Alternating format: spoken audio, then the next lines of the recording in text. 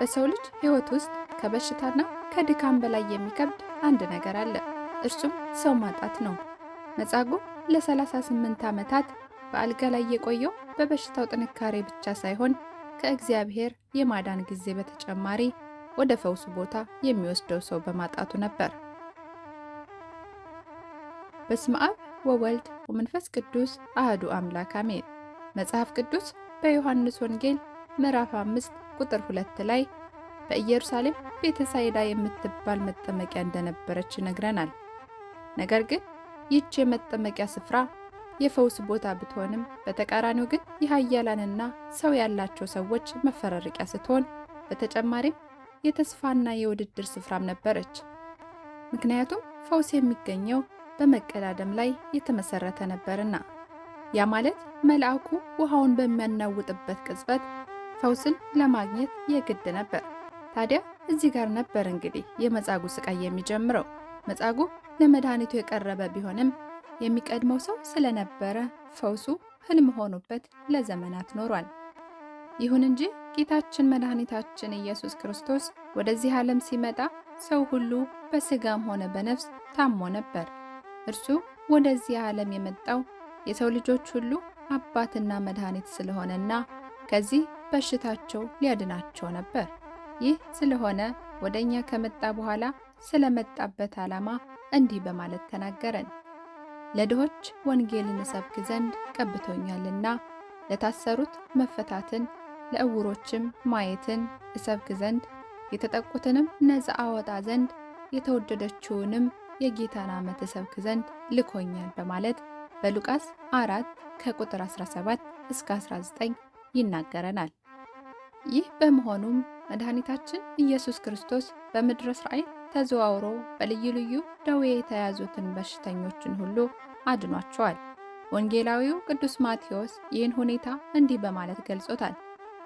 የመንግሥትንም ወንጌል እየሰበከ በሕዝብም ያለውን ደዌና ሕመም ሁሉ እየፈወሰ በገሊላ ሁሉ ይዞር ነበር። ዝናውም ወደ ሶርያ ሁሉ ወጣ።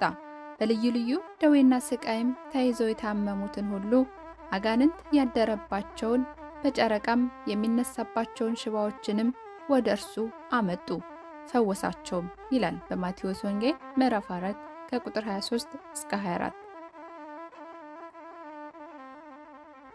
ጌታችንና መድኃኒታችን ኢየሱስ ክርስቶስ ይህን እያደረገ በምድረ እስራኤል ሲዞር ከዕለታት አንድ ቀን አንድ ለ38 ዓመታት ያህል በአልጋ ቁራኛ በደዌ ዳኛ ተይዞ በአልጋው ላይ ተኝቶ የነበረውን በሽተኛ ሰው ኢየሩሳሌም ውስጥ በምትገኘውና ቤተሳይዳ በምትባለው የመጠመቂያ ቦታ አገኘው።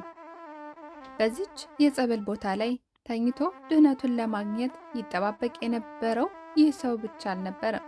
ሌሎችም በተለያየ በሽታዎች የተያዙ ብዛት ያላቸው በሽተኞችም ጭምር እንጂ።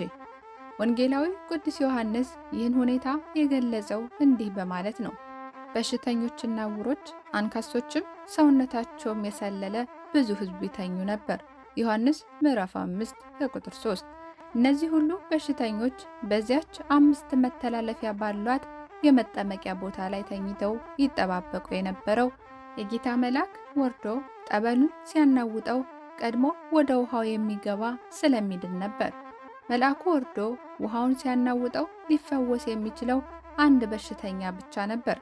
መልአኩ ቤተሳይዳ ተብላ የምትጠራውን ጸበል ሲያናውጣት ይህን በሽተኛ ሰው ወደ ጸበሉ ቦታ ተሸክሞ የሚያደርሰው ሰው ስላልነበረው ፈውስን ሊያገኝ ባለመቻሉ ለ38 ዓመታት ያህል በመጠመቂያው አጠገብ ሊተኛ የቻለው ምንም አይነት ሰው ወይንም ዘመድ ወይንም ወገን ስላልነበረው ነበር።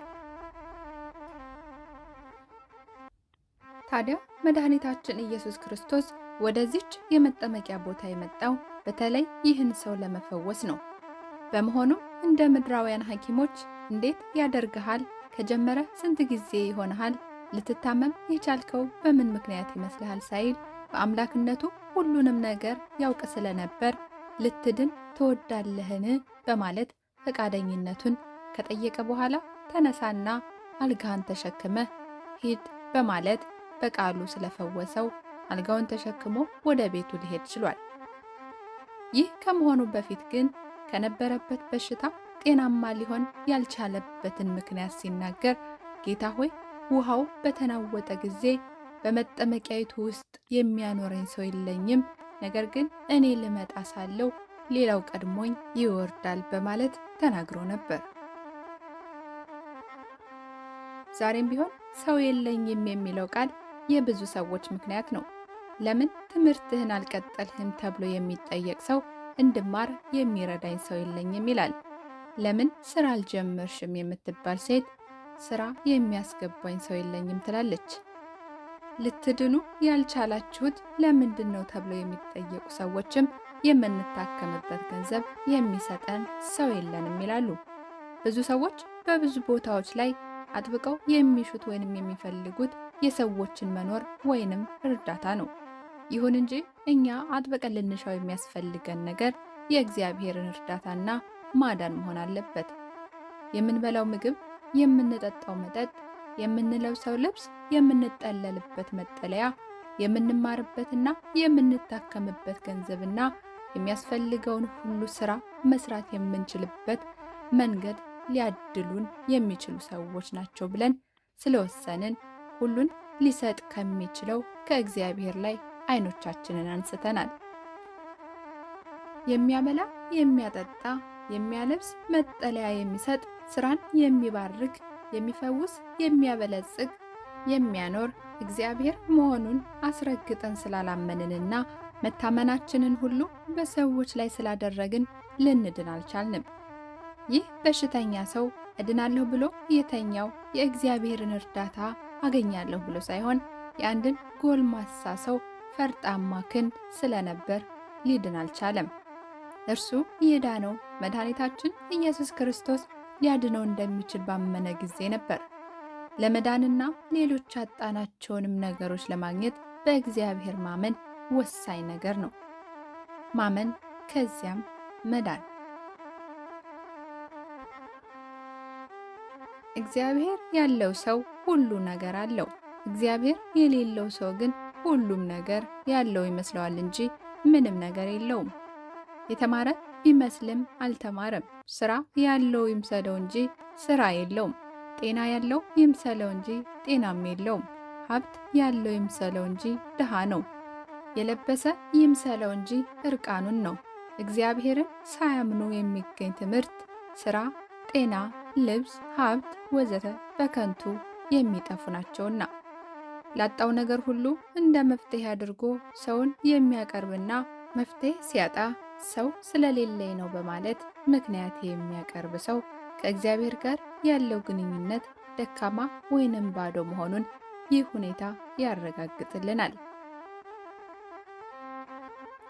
መጻጉዕ እግዚአብሔር ሁሉን ነገር በማድረግ ከሰው የሚበልጥ መሆኑን ቢያውቅ ኖሮ እንዲህ አይልም ነበር። ብዙ ሰዎችም ከሰዎች ይልቅ የሚያምኑ እግዚአብሔርን ቢሆን ኖሮ ችግር ላይ አይወድቁም ነበር። ሰው በሰው ከሚታመን ይልቅ በእግዚአብሔር ቢታመን የሚሻል መሆኑን ነቢዩ ዳዊት ሲናገር እንዲህ ብሏል። ለእኔስ ግን ወደ እግዚአብሔር መቅረብ ይሻለኛል፣ መታመኛዬም እግዚአብሔር ነው። መዝሙር 72:28። ብዙዎች ግን መታመኛቸውን ወደ ሰው ስላደረጉ ወደ እግዚአብሔር ሊቀርቡ አልቻሉም። በእግዚአብሔር አምኖ ወደ ቤተ ክርስቲያን በመቅረብ ጠበል ከመጠመቅ በእምነት ከመታሸትና ቅብአ ቅዱስ ከመቀባትና በመስቀል ከመዳሰስ ይልቅ በሰዎች አምኖ ወደ ጠንቋይ፣ ወደ ቃልቻው፣ ወደ ዛር ጎታቹ በመቅረብ እርሱ አድርጎ የሚላቸውን ነገሮችን ማድረግን የሚሻል መፍትሄ አድርገው ተቀብለውታል። በእግዚአብሔር አምናለሁ ማለት ብቻም ድህነትን ወይንም ያጡትን ነገር አያስገኝም። ለመዳን ያመኑትን ነገር በስራ መግለጽ ያስፈልጋልና አንዳንድ ሰዎች እንዲሁ በአፋቸው ብቻ በእግዚአብሔር እናምናለን በማለት ቢናገሩም እምነታቸውን በስራ ለመግለጽ ስላልቻሉ ሊድኑ አልቻሉም። በዚህ ጊዜ ጉድለቱ ከእነርሱ አለማመን እንደመጣ አድርገው ስለማይቀበሉ እግዚአብሔርን ሲያማርሩ እንመለከታለን። ሰው ግን የሚድነው በእምነት ብቻ ሳይሆን በስራም ጭምር ነው። አባታችን አብርሃም በእምነት የጸደቀ ሰው ቢሆንም ይህን እምነቱን በስራ አስረግጦ የገለጸው እግዚአብሔር አድርግ ወይንም ስራ ያለውን ነገር ስለሰራ ነው። እርሱ በእግዚአብሔር አምኛለሁ ብሎ በኃጢአት ከተሞላው ከከለዳውያን አገር ከኡር ለመውጣት ፈቃደኛ ባይሆን ኖሮ እግዚአብሔር የገባለትን ቃል ኪዳን በሙሉ ሊያገኝ አይችልም ነበር። ማመን፣ ካመኑ በኋላ ያመኑትን ነገር በስራ መግለጽ የክርስትና አብይ መርህ ነው። ይህ ስለሆነም ነው ሐዋርያው ቅዱስ ያዕቆብ እንዲህ በማለት የተናገረው፣ ከነፍስ የተለየ ሥጋ የሞተ እንደሆነ ሁሉ ደግሞ ከሥራ የተለየ እምነት የሞተ ነው ይለናል በያዕቆብ 2:26። ሥራና እምነት የማይለያዩ የአንድ ሳንቲም ሁለት ገጽታዎች ናቸው ማለት ነው። እምነት ያለ ሥራ፣ ሥራም ያለ እምነት ዋጋ ወይንም ድህነት ሊያሰጡ አይችሉም ማለት ነው። የሰው ሥጋ ሞተ የሚባለው ነፍሱ ስትለየው ነው። ስለሆነም ነፍሱ ምዑት የምትሆነው ደግሞ ከሥራ ሲለይ ነው። ለማመንማ አጋንንትም እግዚአብሔርን ያምኑታል፣ በፊቱም ይንቀጠቀጣሉ። ይሁን እንጂ ይህ እምነታቸውን በሥራ ሊገልጹት ስላልቻሉ ወይንም ስላልፈቀዱ ሊድኑ አልቻሉም። ስለዚህ ታሞ ለረጅም ጊዜ በአልጋ ላይ የተኛ ሰው እግዚአብሔርን አምናለሁ እያለ ይህ እምነቱን በሥራ መግለጽ የማይችል ከሆነ የእርሱ እምነት ከአጋንንት እምነት ጋር የሚመሳሰል ስለሆነ ድኖ የተኛበትን አልጋ ተሸክሞ መሄድ አይችልም። ይህ ሰው እምነቱን እግዚአብሔር በሚከብርባቸው ሥራዎች ሳያስደግፍ እርሱ የማይከብርባቸውን ሥራዎች የሚሠራ ከሆነ ሊድን አይችልም። ሥራዎቹ ይበልጥ ከእግዚአብሔር ጋር የሚያጣሉት ሥራዎች ናቸውና። አንድ ክርስቲያን ነኝ የሚል ሰው ልብስና ምግብ ላጡ ሰዎች እምነቱን ምግብና ልብስ በመስጠት ወይንም በሥራ በመግለጽ ሊታደጋቸው ይገባል እንጂ ያለምንም አይነት በጎ ሥራ ሳያደርግላቸው በደህና ሂዱ፣ እሳት ሙቁ፣ ጥገቡም ቢላቸውና ለሰውነታቸው የሚያስፈልጋቸውን ምግብና ልብስ ባይሰጣቸው የእርሱ እምነት በሥራ ስላልተገለጸ እምነቱ የክርስቲያን እምነት ሳይሆን የአጋንንት እምነት ነው ማለት ነው። ሰው በእግዚአብሔር መታመኑን ትቶ በሰው የሚታመን ከሆነና የታመነበትን ሰው አንድ ቀን እንደ መጻጉዕ ካጠገቡ ሲያጣው ወይንም ልብስ ምግብና ጤና ሊያድለው ሲያቅተው ወይንም ያለ ልብስና ያለ ምግብ እሳት ሙቅና ጥገብ ሲለው ለ38 ዓመት ያህል በደዌ ዳኛ እና በአልጋ ቁራኛ ተይዞ ሊቆይ ይችላል። በመጽሐፍ ቅዱስ ውስጥ በበሽታው ውስጥ ወይንም በቁስሎቹ ምክንያት ከፍተኛ ስቃይ የደረሰበት ሰው ጻድቁ ኢዮብ ነበር። ኢዮብ ሥጋውን በገል እስከሚፍቅ ድረስ ነው የተሰቃየው። ይሁን እንጂ እምነትን ከሥራ ጋር አስተባብሮ የያዘ ሰው ስለነበር እግዚአብሔር አምላክ ፈውሶታል። ያጣውንም ሁሉ ነገር እጥፍ አድርጎ መልሶለታል። ስለሆነም ሰው ከበሽታው ሊፈወስና ያጣው ነገር ሁሉ 2 እጥፍ ሆኖ እንዲመለስለት ከፈለገ ፍጹም በእግዚአብሔር ማመንና የጽድቅ ሥራዎችን መስራት ይገባል። መጻጉዕ ለእነዚህ ሁሉ ዘመናት በአልጋው ላይ ሊተኛ የቻለው በኃጢአቱ ምክንያት መሆኑን የወንጌሉ ቃል እንዲህ በማለት ገልጦታል። ከዚህ በኋላ ኢየሱስ በመቅደስ አገኘውና እነሆ ድንሃል፣ ከዚህ የሚብዝ እንዳይደርስብህ ወደፊት ኃጢአትን አትስራ አለው። በዮሐንስ 5:14 ሕመም በኢዮብ ላይ እንደተገለጠ ለፈተና ሊገለጥ እንደሚችል ሁሉ በመጻጉዕ ላይም ለኃጢአት ተገልጧል። በመሆኑም በመጻጉዕ ላይ የተገለጠው ደዌ በሠራው ኃጢአት አማካይነት የመጣ ስለሆነ ጌታ ከዚህ የበለጠ እንዳይደርስብህ ወደፊት ኃጢአት አትስራ በማለት አስጠንቅቆታል። ዛሬም ቢሆን ሰው ሁሉ በኃጢአት ደዌ ተይዟል። ዝሙት፣ እርኩሰት፣ መዳራት፣ ጠብ፣ ክርክር፣ ውሸት፣ ስርቆት፣ ስድብ፣ ዋልጌነት ወዘተ በብዙ ሰዎች ዘንድ የሚዘወተሩ የኃጢአት አይነቶች ናቸው። የለበስነው ሥጋ ድካምና ኃጢአት የሚስማማው ሥጋ ስለሆነ ሁላችንም በአንዱ ወይንም በሌላው የኃጢአት አይነት እንሰነካከላለን። ሁሉም ሰው ኃጢአተኛ ሰው መሆኑን ወንጌላዊው ቅዱስ ዮሐንስ በአንደኛ መልእክቱ ውስጥ እንዲህ በማለት ገልጾታል። ኃጢአት የለብንም ብለን ራሳችንን እናስታለን፣ እውነትም በእኛ ውስጥ የለም። ሁሉም ሰው ኃጢአተኛ ከሆነ ደግሞ ድህነትን ወይንም ፈውስን ለማግኘት አቤቱ እንደ ቸርነትህ መጠን ማረኝ፣ እንደ ምሕረትም ብዛት መተላለፌን ደምስስ፣ ከበደሌም ፈጽሞ ጠበኝ፣ ከኃጢአቴም አንጻኝ። እኔ መተላለፌን አውቃለሁና ኃጢአቴም ሁልጊዜ በፊቴ ነውና እያለ በየጊዜው ንስሐ በመግባት ምሕረት የሚያድለውን ጌታ መለመን አለበት። እንደ መጻጉዕ ስለሰራው ሥራ ሳይጸጸት ሰው የለኝም እያለ በስሞታ የሚቆይ ሰው ድህነትን ሊያገኝ አይችልም።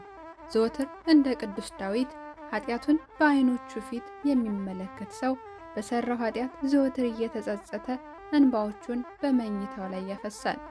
ዛሬ ግን ብዙ ሰዎች ኃጢአት መስራታቸው ከቶኑ ትዝ ስለማይላቸው በንስሐ ሊመለሱ አልቻሉም። ከግማሽ በላይ የሚሆነው ዕድሜያቸውን የሚያሳልፉት በኃጢአት አልጋ ላይ ተንጋለው ነው። አምላካችን ኢየሱስ ክርስቶስ አስቀድመን ከተኛንበት የኃጢአት አልጋችን ላይ በመነሳት ይህንኑ አልጋችንን ተሸክመን እንድንሄድ በመናገር ኃጢአታችንን በመከራው በሞቱና በትንሣኤው ቢያጠፋልንም ተመልሰን እዚያው አልጋችን ላይ በኃጢአት ተጠልፈን ወድቀናል። ከአሁን በኋላ መድኃኒታችን ኢየሱስ ክርስቶስ በኃጢአት ወድቀው በንስሐ ለመመለስ ላልቻሉ ኃጢአተኞች ለሁለተኛ ጊዜ አልጋህን ተሸክመ ሂድ ለማለት በአጭር ቁመት በጠባብ ደረት አይገለጥም። የማይጠቅመውንም ባሪያ በውጭ ወዳለው ጨለማ አውጡት፣ በዚያ ልቅሶና ጥርስ ማፋጨት ይሆናል በማለት ይፈርድበታል እንጂ። ታዲያ ሁላችንም ከኃጢአታችን ተመልሰን በንስሐ ታጥበን እግዚአብሔር አምላክ በመጣ ሰዓት ሊፈርድልን እንጂ ሊፈርድብን እንዳይገባ ራሱ ጌታችን መድኃኒታችን ኢየሱስ ክርስቶስ ይርዳን። የመጻጉዕ አምላክ የታመሙትን ይፈውስልን፣ የዛሉትን ያበርታልን፣ ሰው የሌላቸውን አለሁ ይበልልን። አሜን። ወስብሐት ለእግዚአብሔር ወለወላዲቱ ድንግል ወለመስቀሉ ክቡር አሜን። ቆየ። በሰው ልጅ ሕይወት ውስጥ ከበሽታና ከድካም በላይ የሚከብድ አንድ ነገር አለ። እርሱም ሰው ማጣት ነው። መጻጉዕ ለ38 ዓመታት በአልጋ ላይ የቆየው በበሽታው ጥንካሬ ብቻ ሳይሆን ከእግዚአብሔር የማዳን ጊዜ በተጨማሪ ወደ ፈውሱ ቦታ የሚወስደው ሰው በማጣቱ ነበር። በስመ አብ ወወልድ ወመንፈስ ቅዱስ አህዱ አምላክ አሜን። መጽሐፍ ቅዱስ በዮሐንስ ወንጌል ምዕራፍ 5 ቁጥር 2 ላይ በኢየሩሳሌም ቤተሳይዳ የምትባል መጠመቂያ እንደነበረች ይነግረናል። ነገር ግን ይህች የመጠመቂያ ስፍራ የፈውስ ቦታ ብትሆንም በተቃራኒው ግን የኃያላንና ሰው ያላቸው ሰዎች መፈራረቂያ ስትሆን በተጨማሪም የተስፋና የውድድር ስፍራም ነበረች።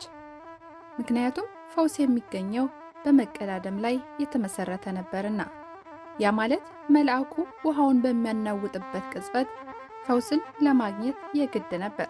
ታዲያ እዚህ ጋር ነበር እንግዲህ የመጻጉዕ ስቃይ የሚጀምረው። መጻጉዕ ለመድኃኒቱ የቀረበ ቢሆንም የሚቀድመው ሰው ስለነበረ ፈውሱ ህልም ሆኖበት ለዘመናት ኖሯል። ይሁን እንጂ ጌታችን መድኃኒታችን ኢየሱስ ክርስቶስ ወደዚህ ዓለም ሲመጣ ሰው ሁሉ በሥጋም ሆነ በነፍስ ታሞ ነበር። እርሱ ወደዚህ ዓለም የመጣው የሰው ልጆች ሁሉ አባትና መድኃኒት ስለሆነና ከዚህ በሽታቸው ሊያድናቸው ነበር።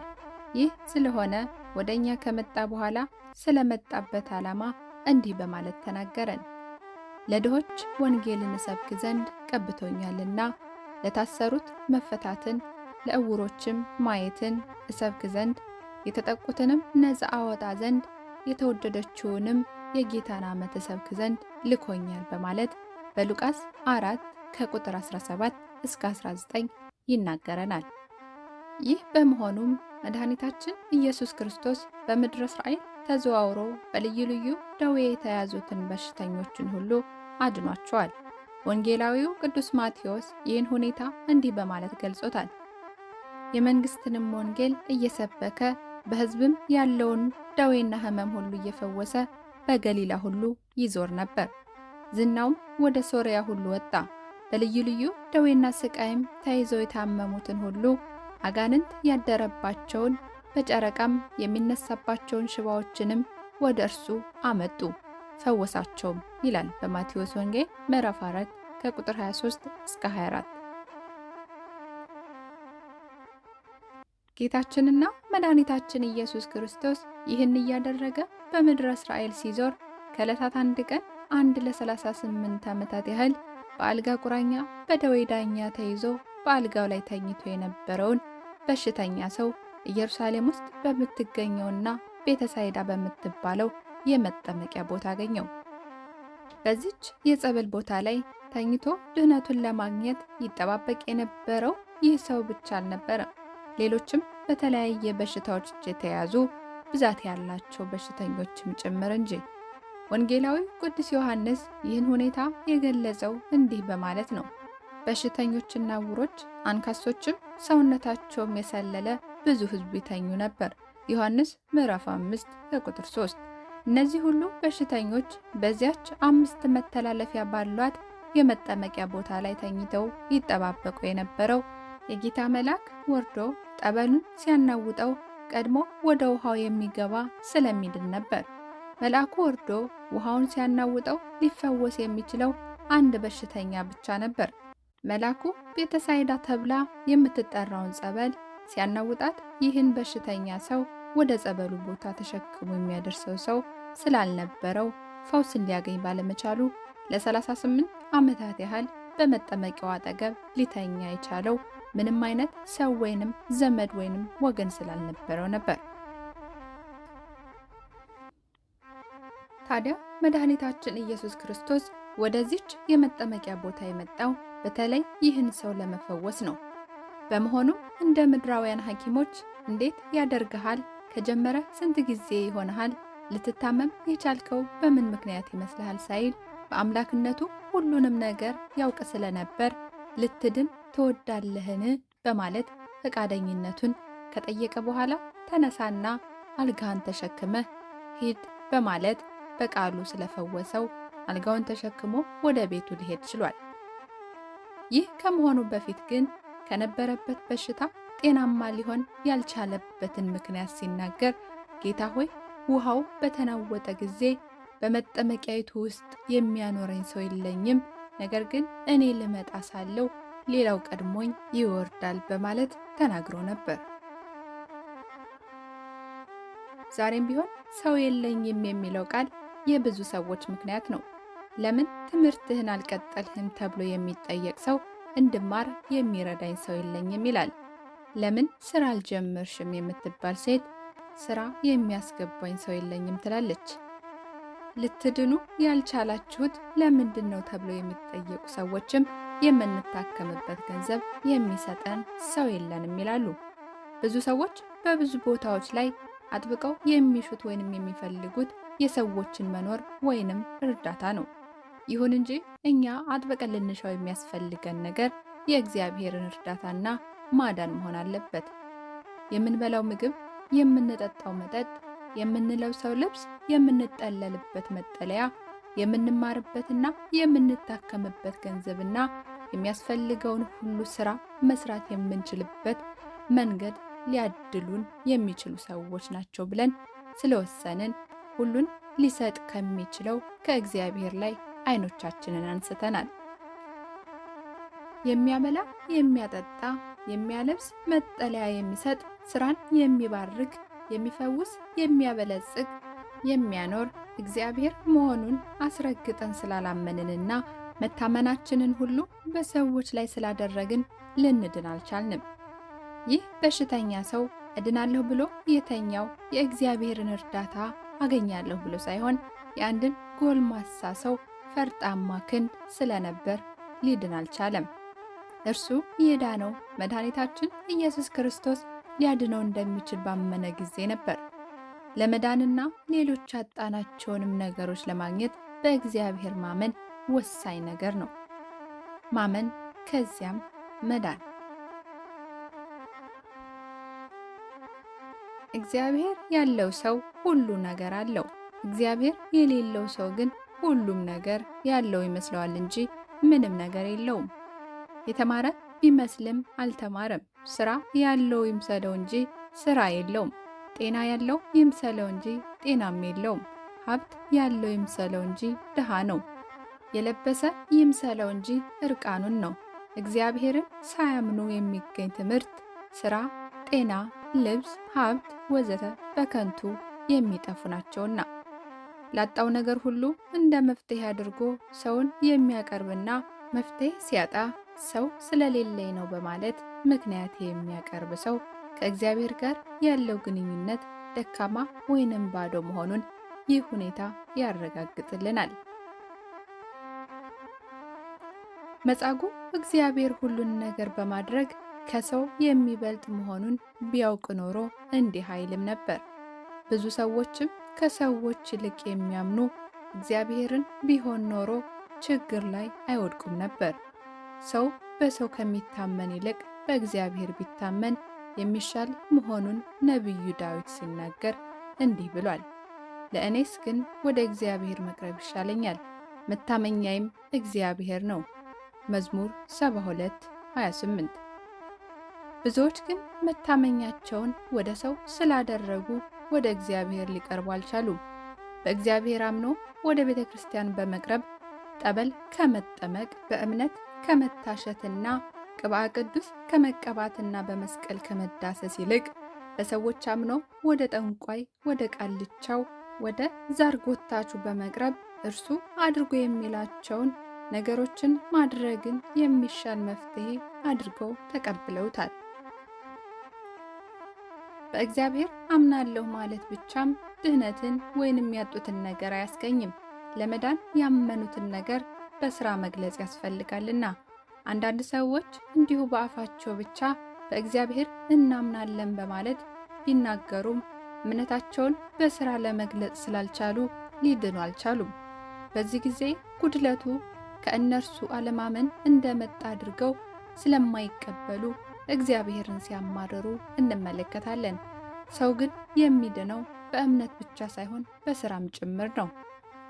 አባታችን አብርሃም በእምነት የጸደቀ ሰው ቢሆንም ይህን እምነቱን በስራ አስረግጦ የገለጸው እግዚአብሔር አድርግ ወይንም ስራ ያለውን ነገር ስለሰራ ነው። እርሱ በእግዚአብሔር አምኛለሁ ብሎ በኃጢአት ከተሞላው ከከለዳውያን አገር ከኡር ለመውጣት ፈቃደኛ ባይሆን ኖሮ እግዚአብሔር የገባለትን ቃል ኪዳን በሙሉ ሊያገኝ አይችልም ነበር። ማመን፣ ካመኑ በኋላ ያመኑትን ነገር በስራ መግለጽ የክርስትና አብይ መርህ ነው። ይህ ስለሆነም ነው ሐዋርያው ቅዱስ ያዕቆብ እንዲህ በማለት የተናገረው፣ ከነፍስ የተለየ ሥጋ የሞተ እንደሆነ ሁሉ ደግሞ ከሥራ የተለየ እምነት የሞተ ነው ይለናል በያዕቆብ 2:26። ሥራና እምነት የማይለያዩ የአንድ ሳንቲም ሁለት ገጽታዎች ናቸው ማለት ነው።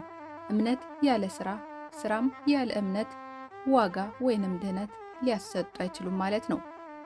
የሰው ሥጋ ሞተ የሚባለው ነፍሱ ስትለየው ነው። ስለሆነም ነፍሱ ምዑት የምትሆነው ደግሞ ከሥራ ሲለይ ነው። ለማመንማ አጋንንትም እግዚአብሔርን ያምኑታል፣ በፊቱም ይንቀጠቀጣሉ። ይሁን እንጂ ይህ እምነታቸውን በሥራ ሊገልጹት ስላልቻሉ ወይንም ስላልፈቀዱ ሊድኑ አልቻሉም። ስለዚህ ታሞ ለረጅም ጊዜ በአልጋ ላይ የተኛ ሰው እግዚአብሔርን አምናለሁ እያለ ይህ እምነቱን በሥራ መግለጽ የማይችል ከሆነ የእርሱ እምነት ከአጋንንት እምነት ጋር የሚመሳሰል ስለሆነ ድኖ የተኛበትን አልጋ ተሸክሞ መሄድ አይችልም። ይህ ሰው እምነቱን እግዚአብሔር በሚከብርባቸው ሥራዎች ሳያስደግፍ እርሱ የማይከብርባቸውን ሥራዎች የሚሠራ ከሆነ ሊድን አይችልም። ሥራዎቹ ይበልጥ ከእግዚአብሔር ጋር የሚያጣሉት ሥራዎች ናቸውና። አንድ ክርስቲያን ነኝ የሚል ሰው ልብስና ምግብ ላጡ ሰዎች እምነቱን ምግብና ልብስ በመስጠት ወይንም በሥራ በመግለጽ ሊታደጋቸው ይገባል እንጂ ያለምንም አይነት በጎ ሥራ ሳያደርግላቸው በደህና ሂዱ፣ እሳት ሙቁ፣ ጥገቡም ቢላቸውና ለሰውነታቸው የሚያስፈልጋቸውን ምግብና ልብስ ባይሰጣቸው የእርሱ እምነት በሥራ ስላልተገለጸ እምነቱ የክርስቲያን እምነት ሳይሆን የአጋንንት እምነት ነው ማለት ነው። ሰው በእግዚአብሔር መታመኑን ትቶ በሰው የሚታመን ከሆነና የታመነበትን ሰው አንድ ቀን እንደ መጻጉዕ ካጠገቡ ሲያጣው ወይንም ልብስ ምግብና ጤና ሊያድለው ሲያቅተው ወይንም ያለ ልብስና ያለ ምግብ እሳት ሙቅና ጥገብ ሲለው ለ38 ዓመት ያህል በደዌ ዳኛ እና በአልጋ ቁራኛ ተይዞ ሊቆይ ይችላል። በመጽሐፍ ቅዱስ ውስጥ በበሽታው ውስጥ ወይንም በቁስሎቹ ምክንያት ከፍተኛ ስቃይ የደረሰበት ሰው ጻድቁ ኢዮብ ነበር። ኢዮብ ሥጋውን በገል እስከሚፍቅ ድረስ ነው የተሰቃየው። ይሁን እንጂ እምነትን ከሥራ ጋር አስተባብሮ የያዘ ሰው ስለነበር እግዚአብሔር አምላክ ፈውሶታል። ያጣውንም ሁሉ ነገር እጥፍ አድርጎ መልሶለታል። ስለሆነም ሰው ከበሽታው ሊፈወስና ያጣው ነገር ሁሉ 2 እጥፍ ሆኖ እንዲመለስለት ከፈለገ ፍጹም በእግዚአብሔር ማመንና የጽድቅ ሥራዎችን መስራት ይገባል። መጻጉዕ ለእነዚህ ሁሉ ዘመናት በአልጋው ላይ ሊተኛ የቻለው በኃጢአቱ ምክንያት መሆኑን የወንጌሉ ቃል እንዲህ በማለት ገልጦታል።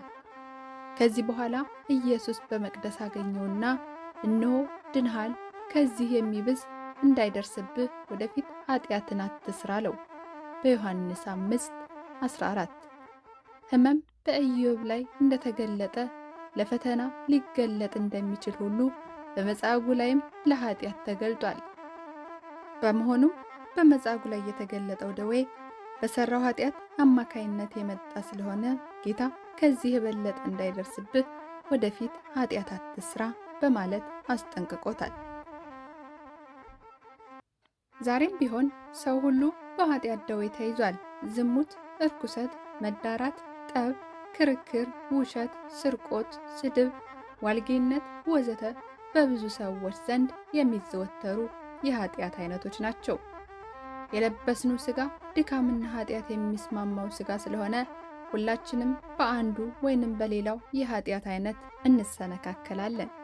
ሁሉም ሰው ኃጢአተኛ ሰው መሆኑን ወንጌላዊው ቅዱስ ዮሐንስ በአንደኛ መልእክቱ ውስጥ እንዲህ በማለት ገልጾታል። ኃጢአት የለብንም ብለን ራሳችንን እናስታለን፣ እውነትም በእኛ ውስጥ የለም። ሁሉም ሰው ኃጢአተኛ ከሆነ ደግሞ ድህነትን ወይንም ፈውስን ለማግኘት አቤቱ እንደ ቸርነትህ መጠን ማረኝ፣ እንደ ምሕረትህም ብዛት መተላለፌን ደምስስ፣ ከበደሌም ፈጽሞ ጠበኝ፣ ከኃጢአቴም አንጻኝ፣ እኔ መተላለፌን አውቃለሁና ኃጢአቴም ሁልጊዜ በፊቴ ነውና እያለ በየጊዜው ንስሐ በመግባት ምሕረት የሚያድለውን ጌታ መለመን አለበት። እንደ መጻጉዕ ስለሰራው ሥራ ሳይጸጸት ሰው የለኝም እያለ በስሞታ የሚቆይ ሰው ድህነትን ሊያገኝ አይችልም። ዘወትር እንደ ቅዱስ ዳዊት ኃጢአቱን በዓይኖቹ ፊት የሚመለከት ሰው በሰራው ኃጢአት ዘወትር እየተጸጸተ እንባዎቹን በመኝታው ላይ ያፈሳል። ዛሬ ግን ብዙ ሰዎች ኃጢአት መስራታቸው ከቶኑ ትዝ ስለማይላቸው በንስሐ ሊመለሱ አልቻሉም። ከግማሽ በላይ የሚሆነው ዕድሜያቸውን የሚያሳልፉት በኃጢአት አልጋ ላይ ተንጋለው ነው። አምላካችን ኢየሱስ ክርስቶስ አስቀድመን ከተኛንበት የኃጢአት አልጋችን ላይ በመነሳት ይህንኑ አልጋችንን ተሸክመን እንድንሄድ በመናገር ኃጢአታችንን በመከራው በሞቱና በትንሣኤው ቢያጠፋልንም ተመልሰን እዚያው አልጋችን ላይ በኃጢአት ተጠልፈን ወድቀናል። ከአሁን በኋላ መድኃኒታችን ኢየሱስ ክርስቶስ በኃጢአት ወድቀው በንስሐ ለመመለስ ላልቻሉ ኃጢአተኞች ለሁለተኛ ጊዜ አልጋህን ተሸክመ ሂድ ለማለት በአጭር ቁመት በጠባብ ደረት አይገለጥም። የማይጠቅመውንም ባሪያ በውጭ ወዳለው ጨለማ አውጡት፣ በዚያ ልቅሶና ጥርስ ማፋጨት ይሆናል በማለት ይፈርድበታል እንጂ። ታዲያ ሁላችንም ከኃጢአታችን ተመልሰን በንስሐ ታጥበን እግዚአብሔር አምላክ በመጣ ሰዓት ሊፈርድልን እንጂ ሊፈርድብን እንዳይገባ ራሱ ጌታችን መድኃኒታችን ኢየሱስ ክርስቶስ ይርዳን። የመጻጉዕ አምላክ የታመሙትን ይፈውስልን፣ የዛሉትን ያበርታልን፣ ሰው የሌላቸውን አለሁ ይበልልን። አሜን። ወስብሐት ለእግዚአብሔር ወለወላዲቱ ድንግል ወለመስቀሉ ክቡር። አሜን። ይቆየን።